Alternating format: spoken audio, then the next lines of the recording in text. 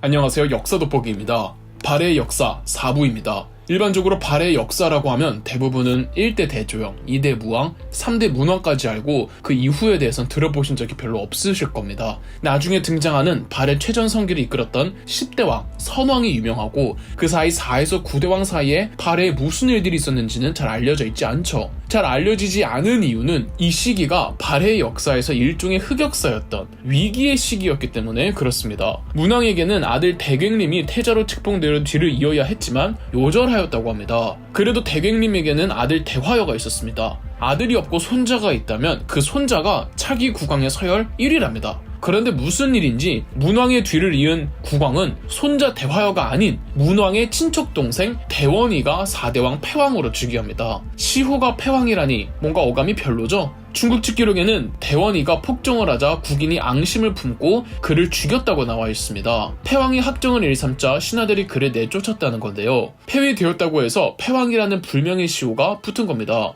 그리고 원래 문왕의 뒤를 이으려고 했던 문왕의 손자 대화여가 5대왕 성왕으로 즉위합니다. 5대왕 성왕은 수도를 동경용원부에서 상경용천부로 다시 옮깁니다. 이전 영상 발해의 역사 3부에서는 문왕 재위 후반기에 왜 갑자기 상경에서 동경으로 천도했는지 설이 분분하다고 말씀드렸죠. 문왕 말년에 실세가 된 패왕이 자신의 권력 기반지인 동경으로 수도를 강제로 옮겼다가 패왕이 폐위되고는 5대왕 성왕이 자신과 할아버지의 권력 기반지인 상경으로 다시 돌아왔다는 해석도 있습니다. 그런데 5대왕 성왕은 재위기간 1년을 채워보지 못하고 죽었고 아들이 없던 바람에 그의 삼촌이었던 대숭린이 6대왕 강왕으로 즉위하였습니다. 강왕이 성왕의 삼촌이고 성왕은 또 요절해서 강왕의 즉위 과정이 석연치 않다고 보시는 분들이 많습니다. 실제로 동서고금에 삼촌이 다음 왕위를 잇는 과정이 정상적인 경우는 별로 없잖아요. 그럼에도 강왕은 15년이라는 짧지 않은 재위 기간에 4에서 5대 때의 혼란스러운 발해를 나름 안정적으로 수습한 왕으로 평가받습니다. 그래서 7에서 9대까지 3명의 왕이 전부 6대왕 강왕의 아들들입니다.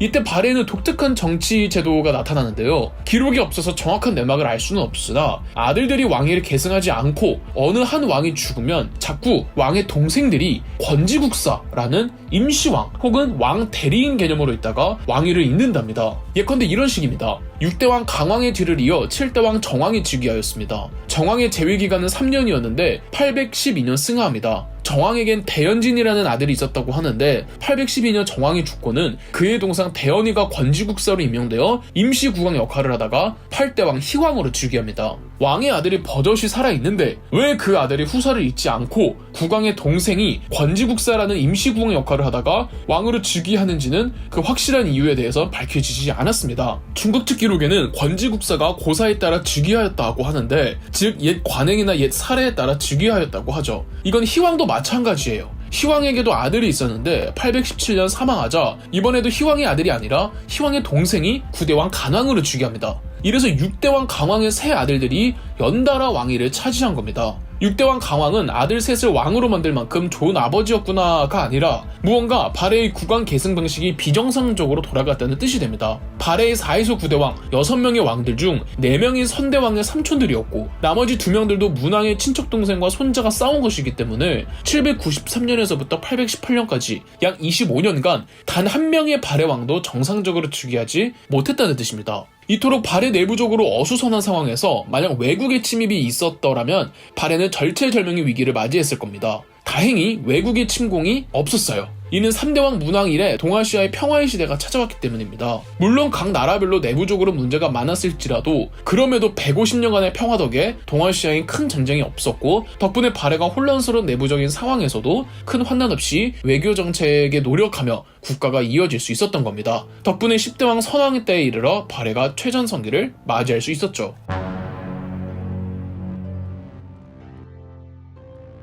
구대왕 간왕과 관련해서 흥미롭지만 매우 화나는 이야기가 있습니다. 정확히는 간왕이 아니라 간왕의 아내였던 순목황후 태씨와 관련되어 있습니다. 지난 2005년 지난번 영상에서 말씀드린 문왕의 딸 정효공주 묘가 있다던 지린성 허룽시 용두성 고분군에서 간왕의 아내인 순목황후의 묘가 중국인 고고학자들에 의해 발견되었습니다. 중국인 고고학자들이라는 점에서 벌써 뭔가 꺼림직하죠.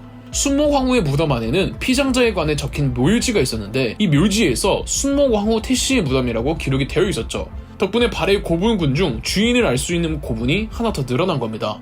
이 자체로는 매우 기쁜 소식이지만 순목황후 무덤의 발굴 사실이 한국에 전해진 것은 발굴이 되었던 2005년으로부터 4년이나 지난 2009년이었습니다. 중국 고고학 보고서를 통해 알려졌죠. 그러나 이 중국 고고학 보고서에서는 묘지의 전문을 공개하지 않았습니다. 그저 피장자의 존재만 밝힐 뿐이었죠.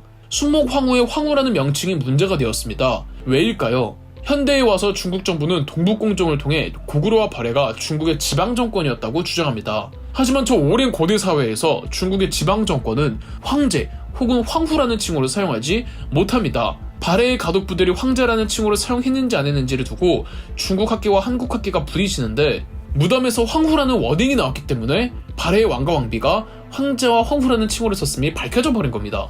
이러니 중국 측에선 순목황후 고분 발굴에 대해 함구하고 있으며 발굴한 고고학 출토품에 대해서도 극비리로 감추며 공개하지 않고 있습니다. 사진마저도 제한적으로 공개하고 있죠. 현재 유적지에 접근조차 불가능하다고 합니다. 그나마 공개된 순목황후 묘의 극히 일부의 출토품을 보면 발해의 금제 관장식에 주목해야 됩니다. 고구려의 유물인 조우관과 비교해보면 양식이 아예 동일하다는 것을 누구나 알 수 있습니다. 또 비슷한 양식의 출토품을 찾아보자면 신라의 천마총 금제관식이 상당히 모습이 유사합니다. 세 유물 모두 새의 깃털 혹은 날개를 상징하는 모양으로 이러한 양식의 유물은 중국 본토에는 전혀 나타나지 않습니다. 지금까지도 중국이 순목황후 태씨의 무덤을 공개하지 못한다는 건 현재까지 출토된 유물과 묘지의 내용들이 전부 중국 측 동북공정을 반박할 수 있는 자료이기 때문이겠죠. 간왕의 부인인 순목황후 태씨의 무덤 외에도 3대왕 문왕의 아내인 효이황후의 무덤도 같이 발견되었는데 이곳의 고고학 성과와 출토품은 순목황후 태씨보다 더 많이 통제되고 있습니다.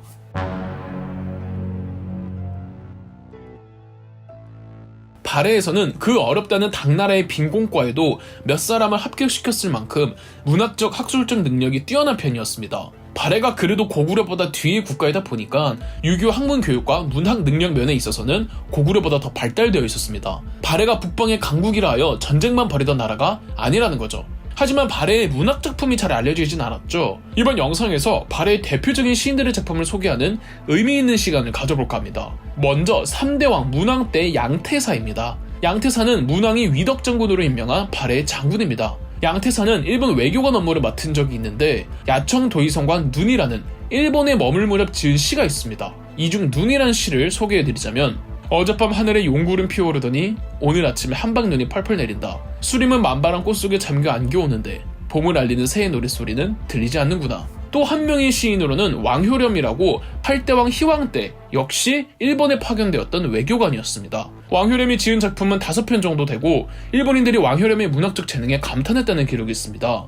꽃나무 봄을 맞아 곱게도 피었구나. 갓 피어 웃는 듯 소리만은 안 들리는구나. 주인이 날마다 꽃까지 꺾어주어 나에게 안겨줄 꽃이 남아있겠는지. 문학 연구자들은 발해의 문학이 고구려 문학의 전통을 계승 발전시킨 것이라고 말한답니다. 이렇게 잘 알려지지 않은 4에서 9대왕 사이의 발해 이야기를 해드렸는데 이제 또 한 명의 유명한 왕이 출연할 차례입니다. 발해의 최전성기를 일으켰던 발해 역사상 최고의 군주 다름 아닌 10대왕 선왕 5부에서 찾아오겠습니다. 그럼 역사 돋보기였습니다. 영상 재미있으셨다면 구독과 좋아요, 알림 설정까지 해주시면 감사드리겠습니다.